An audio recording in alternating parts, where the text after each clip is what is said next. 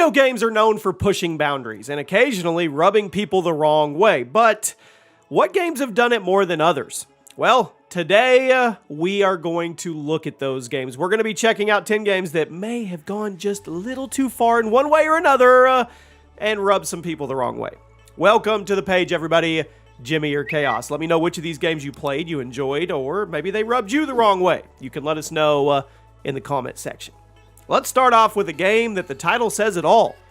Hatred. Does anybody remember this? Not many do.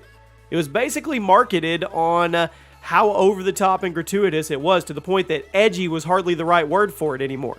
You played as a serial killer trying to take out as much of humanity as possible before being killed yourself. Now, it was already a pretty questionable premise for a video game, and the marketing was also done, it did its best to make it seem like an edgy game, but in reality, it was just a crappy game. So what kind of game was it? Well, it was an isometric shooter with a lot of bugs, horrible AI, and some really crappy level design. The developers described the game as a response to certain trends in the gaming industry, but after playing it, it was pretty clear they were just trying to let the controversy sell their product. It sucked. It did.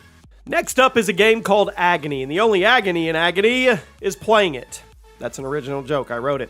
Agony was a walking simulator disguised as a horror game released in 2018 that had you playing as a dude sent to purgatory and looking for a way out. Now, a horror game set in a serious interpretation of hell could actually be pretty interesting, but Agony basically used it as an excuse to show all the most disgusting things you could imagine. So much of that originally got the infamous AO rating before being cut down and re-rated to M. The game itself it wasn't very good. Story makes no sense, but that aside, it was a gross game. It's full of senseless gore, it's full of other disgusting imagery, and there really wasn't any point in it at all. It's not fun, it's agony. At number 8, Star Wars Battlefront 2, 2017. Now, yes, it made an amazing comeback, but the way it launched, I will never let anybody forget. Back in the mid-2010s, loot boxes were absolutely everywhere, but Battlefront 2 was the game that officially went too far. Now, the game itself was beautiful, had some really addicting gameplay loops, and the progression was almost entirely tied to RNG loot boxes, including things like weapon boosts, speed boosts, and pretty much everything you would need to compete in an online multiplayer. Yes, you could grind the game and earn loot boxes without spending money, but you could also spend a bunch of money, get a bunch of instant progression, and have a distinct advantage against people playing fair. Now, the original version of BF2 was blatantly pay to win, and EA took some massive heat for it. Their stocks plunged, and Disney themselves even reportedly started talking about revoking EA's rights to make Star Wars games. Like I said, Battlefront 2 made a great comeback. It's a fun game today without most of the pay to win mechanics, but the original version, woo, it was spicy. At number 7, Silent Hill Homecoming.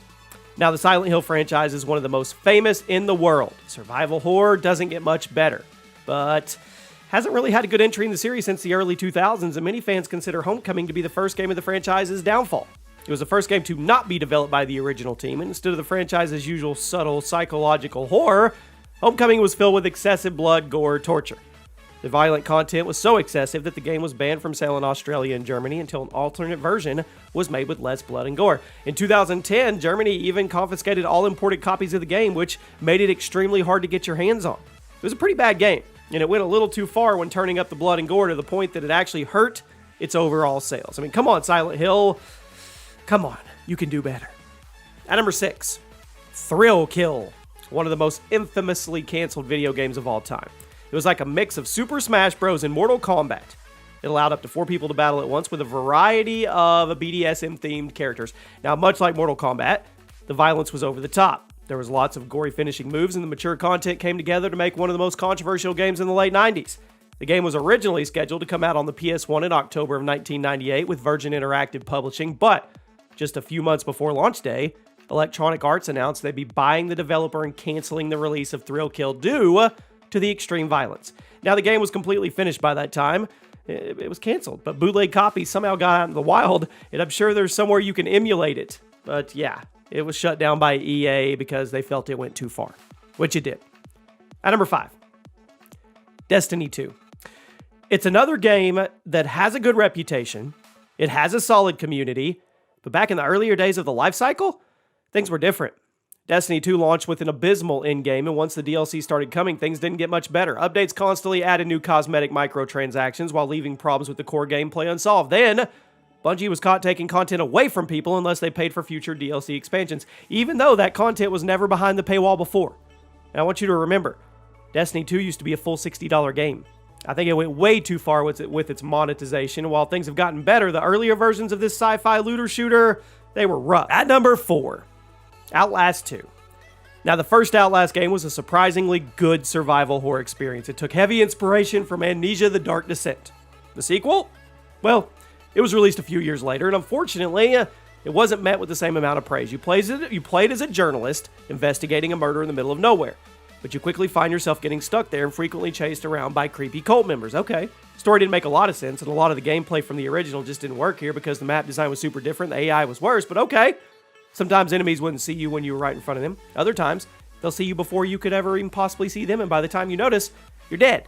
Now, aside from being a not great game, Outlast 2 got a lot of attention for the amount of gore and torture and bodily waste that you'll be treated to by the end of it. And the ending in particular got under a lot of people's skin, and not in a good way.